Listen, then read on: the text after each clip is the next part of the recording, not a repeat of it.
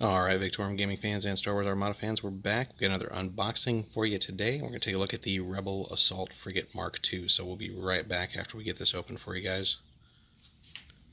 Alright, we're back. We got everything open, so here's what you get. Obviously, you get your little sheet with component list, which will include, of course, our cardboard goodness, so various styles, the card for the ship itself, or the insert for the base, all the materials for the dial on the base itself, the ship itself, which, again, gorgeous stuff here. So then again, that's that Assault Frigate Mark II.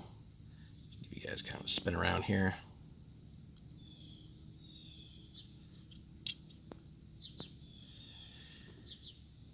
Interesting design too, really just one engine in the back. It's a little surprising. And then all this stuff on the bottom here for you guys.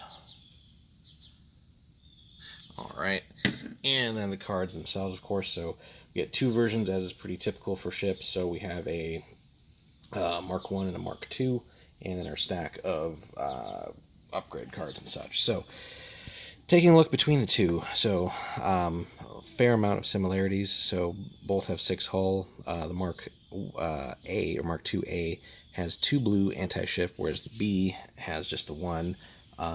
And the B, on the other hand, has an extra squadron, though, so 324 and then 334, respectively. The B is actually cheaper by almost 10 points there, so 81 and 72 points, respectively. They both have the same tokens here, so evade, redirect, and brace, and they're both speed 3, which is pretty cool. And fairly similar, actually, it might not even be exact, yeah, exact same upgrade icons, and again, speed 3. Not super maneuverable, but sometimes speed is just a little bit more important than that. And then on the damage output side, the B is seemingly a little bit weaker than the A, so no black dice here.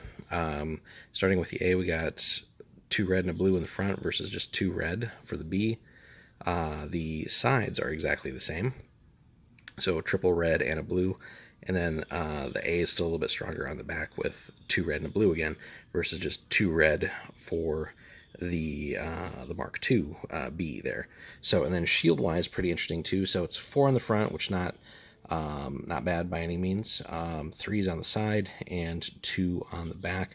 So fairly well-rounded. Again, it's not going to brawl with a Star Destroyer, not that anything really does so much, but you know, something similar, mid-sized ship, could probably hang with that, certainly. Again, it's our first time playing one of these, so we'll definitely have some work cut out for us, so those who use these regular can probably add some advice in the comments, but pretty cool ship overall, and not really that many points to invest either, so of course that's before upgrades.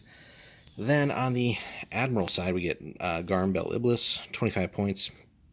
At the start of the first and 5th round, each friendly ship may gain a number of command tokens equal to its command value, so a pretty interesting ability there.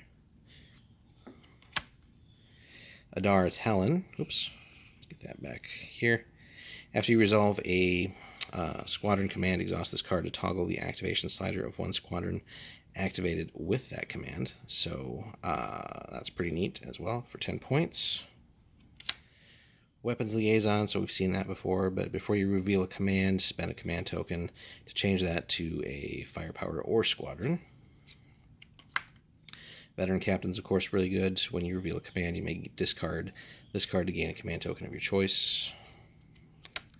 Gunnery Team, of course, awesome. So basically being able to attack from the same hull zone twice, but you have to attack different targets. So really good stuff. Sensor Team. While attacking, you may exhaust this card and spend a die to change one of your dice to a face with a, oh my gosh, blanking on the name for that right now. But regardless, that icon. Electronic Countermeasures, or ECM. So while defending, you may exhaust this card to spend a defense token that your opponent targeted with that result from that. Basically being able to get through that so they can't lock down your brace or redirect or stuff like that, or evade, of course. Advanced Projectors. So when you resolve the redirect, you can choose more than one hull zone to suffer damage, which may include a non-adjacent hull zone. So being able to spread that damage around quite well. Certainly interesting for bigger ships and stuff as well. Point defense reroute. While attacking a squadron at close range, you can reroll your crits to end up with more hits. hopefully. H9 turbo lasers, we've seen those before. While attacking, you may change one die with face of hit or crit to a, I want to call it target lock, but I know it's not that. But somebody in the comments remind me before we get a chance to check it next time. Really irritated that I'm blanking on that right now. It's been a while since we played.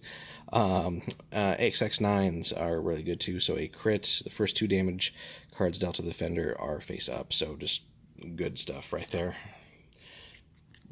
Pretty much always face up damage is going to be better than just the straight up damage. Really can't think of a crit that wouldn't necessarily be better. Enhanced armament's good too, so basically increasing those broadsides. So left and right get an extra red die. It is 10 points though. Oops. And then we get into some titles. So the Paragon. While attacking a ship you have already attacked this round, add 1 black die to your pool. So interesting way to actually get a black die, because again, this is just reds and blues over here for 5 points on that. And then the last one is the Gallant Haven. So pretty cool artwork there for 8 points. Before a friendly squadron at distance 1 suffers damage from an attack, reduce the total by 1 to a minimum of 1. So if you're, I guess we're going squadron heavy, this would actually be a pretty neat ship. Interestingly though, to be more effective with the squadrons, you'd probably want to run the B with the 3 squadron value. But overall, again, the A is just a little bit shootier, so, and actually has a better anti-squadron itself too, if you do run into those TIE fighters and such. But interesting title nonetheless. So, and if we compare it just real quick, so our 2 titles here, so 5 points, pretty cheap for the Paragon, especially if you're getting some of that close range work. And then the Gallant Haven clocking in at 8 points for you guys. So overall, seems like a pretty cool ship. And again, we're still fairly new to the Rebels. We've mainly been playing Imperials for the whole time the game's been out. So a lot of this stuff will be require getting some adjustments and getting used to for the Rebel stuff. But leave us some comments below for us. Let us know what you think of the Assault Frigate Mark II, some of the best builds, what kind of fleets you put it in. Yeah, hopefully we will get a chance to use this soon in the battle reports, and we'll be right back. We're going to get this all mounted on the base for you guys and show it off real quick, and then we will be back. Alright, we're back, guys. We got everything mounted and all the dials and all that stuff. So for now, I think we're going to try the Mark II-B, but we'll figure that stuff out when we actually get a battle report for you guys. But here she is in all her glory. And it's got kind of a funky base too because of the way the ship's designed. So, but yeah, overall pretty cool ship, interesting design. So, and like I said, we are still new to the Rebel side as far as getting some games in with them for this game. But we will be looking at building some lists here and hopefully get some battle reports soon for you guys. Been dying to get some games in of Armada. So hopefully within the next week or so we can at least get one for you here. But overall, hope you guys enjoyed this unboxing. Hit us with a like if you could, subscribe if you haven't already, and then stay tuned for more Star Wars Armada.